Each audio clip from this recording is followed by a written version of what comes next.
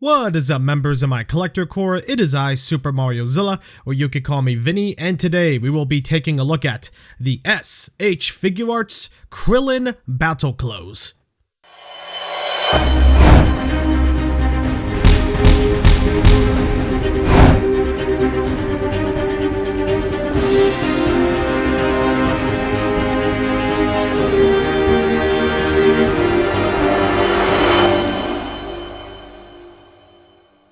Shortly after Gohan went up for pre-order, we got Krillin in his Saiyan armor as well. Same MSRP price as Gohan, $60, and was also a premium Bandai Webshop exclusive. So made to order. Pay up front or no dice. And he's on the aftermarket right now, so he'll be hard tracking down for a good price. However, some collectors have said that this is the worst figure in the Figuarts Dragon Ball line so far. Is the figure really that bad? And will it be worth tracking down if it is good? Let's find out. Alright, so Krillin already has a problem of his head looking too shiny, can be a little distracting, and proportions compared to Earth's strongest man Krillin are a little off. Now this may be due to the fact that this version of Krillin in the Frieza saga was drawn differently than how he looks in the Android and Cell sagas. Some folks say the head is too big for the body as well. The way he was drawn or not drawn doesn't matter, head proportions just don't look quite right. The way it was painted looks nice, but that finish is not a good one for the head. Also, the shade of skin on the chest you can see is a different shade of tan than on the neck and head. What the hell? The armor does look nice with the glossy finish, it's a nice color, and the padding of the armor with a matte finish makes for a nice contrast. Again, would have looked better with panel lighting, but that's not a big deal. The muscle definition looks nice as well. The sculpt on that is well done. And where the black clothes meet the skin, on the arms is not the cleanest. Couple of blemishes on mine, don't know if anyone's are better or worse. You can't see most of them unless you look up close though. Krillin doesn't look bad, but he's not winning awards either. So Krillin's articulation is not bad, but some parts could have been better. Let's just say that much. Some parts could have been better and engineered better as well. We'll go over what I think is the main problem after I go over the whole thing. So here we go. Head is on a ball hinge. And neck is on a ball joint, so he could look this high up, which is really good. And he can look this far down, which is also pretty good. Oops, head popped off. Can look side to side and can wiggle around on a ball joint. Shoulder pads are on hinges, just like Gohan's. Kind of a problem when you want to pose the arms forward. They're forced to stay up like this and awkward. You know, it's the same issue with Gohan. Yes. But it's like Gohan was more smaller. This figure is a little bit bigger, so maybe we could have gotten something. I don't know. The figure is innocent until proven guilty. Now there are ball joints in the arms, but it's connected to a butterfly joint, which looks terrible. If you're using the butterfly joint, make sure you're not viewing the figure from the back. Either way. Shoulders are also on a hinge, so he could move just about this high up. Pretty good. Although, like I said, shoulder pads do have to come up. Biceps can swivel. Elbows on a single hinge, and he can move them... Oops. He can move them just about 90 degrees. Yeah, just about. But you saw I had to push up more just to get that range. So, hands are on ball hinges. Ab crunch. This is pathetic. So, this part on the waist is actually a pocket. There's one giant joint here that connects. And it is pathetic. So, without moving the legs by accident, here he is standing upright. Here is Krillin ab crunched forward to the max. Wow. I mean, wow. Gohan had better range. And here he is crunched back. I think even then Gohan still had better range than this. This is terrible. Moving side to side and leaning is only usefulness is like twisting it side to side, and leaning it is almost useless because it just bounces back to where it is most of the time. His torso is extremely stiff, and it's hard to get him into any sort of dynamic pose because of that. Oof. Yeah, that's not good. That's not good. There are hinges here on the leg pads, and because of these leg pads, the legs can't even move that much. So legs can only kick forward. I seriously don't want to stress that. So he can only kick forward just about this much. He could do more, but if this wasn't in the way, he could kick up more if this wasn't in the way. And kicking backward, it's the same problem, but kicking backward is not really a big deal.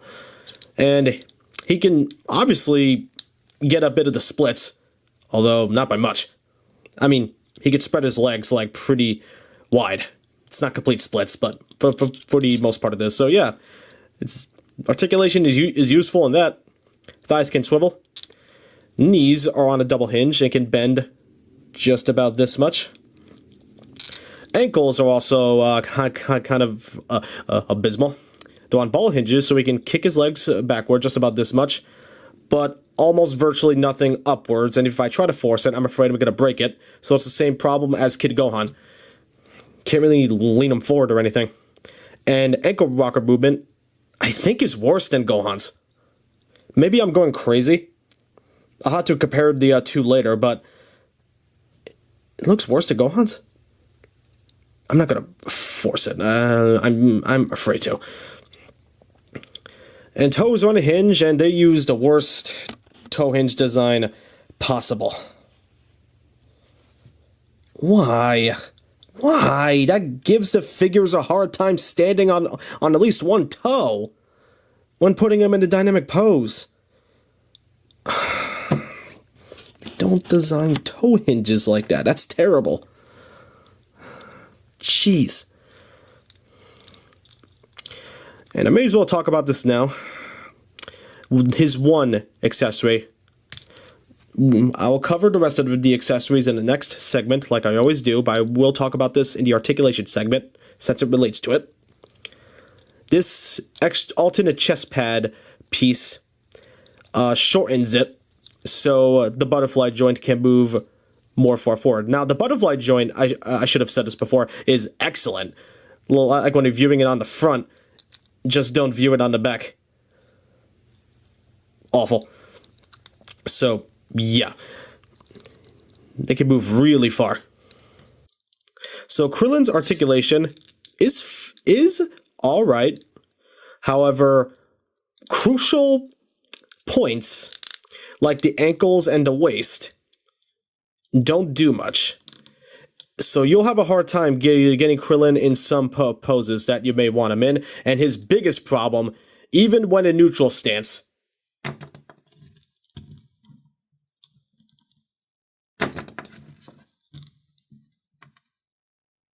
is standing up.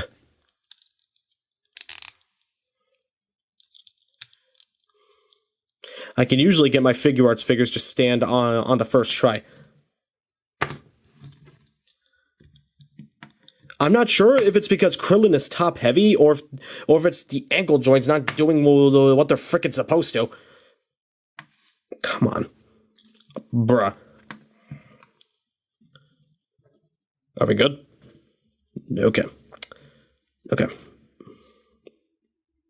Okay. Oh, by the way, just the slightest touch.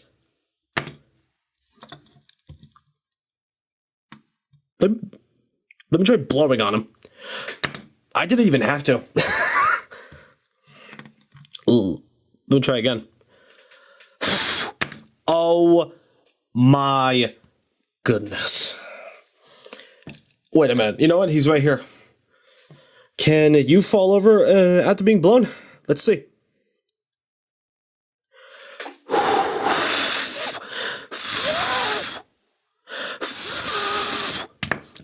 I had to blow really hard for that to happen. Krillin, I not even had to blow much. Wow. I mean, ankle articulation just because of how limited it is, Krillin can barely stand. If you don't know what you are doing, that is really, really bad. And again, the waist movement is abysmal. Everywhere else, the articulation is solid. The waist joint and the ankle joint. Like Gohan, Krillin has everything he needs for a nice display. The Namekian Dragon Ball he comes with is the 1-star. Again, I think these reissued Namekian Dragon Balls look very good. I love the look they have. For the heads, he has a stern, neutral head, the head to replicate the shot with Gohan, angry teeth-gritted head, yelling panicked head, another yelling head for the solar flare. There are just a few problems I have with these heads. What's the point of having these two heads when they look so similar? The only difference is how much the mouth is open and the subtle sweat details that don't make that much of a difference. Why on God's green fucking earth are all these heads inconsistent finishes and skin tone? None of them match, and one of the goddamn heads is as shiny as a bowling ball. How did they mess this up? Sorry, I had to get that off my chest. Bandai, never do something like this with the heads again. For the hands, he comes with 2 fist hands that were on him in the package, 2 open hands, 2 splayed out blast effect hands, 2 chopping hands, and 2 Kamehameha hands. And finally, the battle damaged armor plates to replicate Krillin's damage after getting stabbed by second form Frieza. The front plate is really easy to change. Just pop it out by pressing the top of it. The back plate is a pain to interchange because the ab crunch doesn't go far enough for it to make it easier. I have no easy grip on the damn thing. Always afraid to break the figure because of that, so I try not to change these too much. Here's a size comparison with other figures you may or may not own. Krillin's size is a little better than Gohan, but I think he should have been a little shorter. Not a big deal, that is mostly a nitpick, since Gohan should be shorter too, but c'est la vie. Yeah, this figure is not very good, has questionable issues that should not be here, period.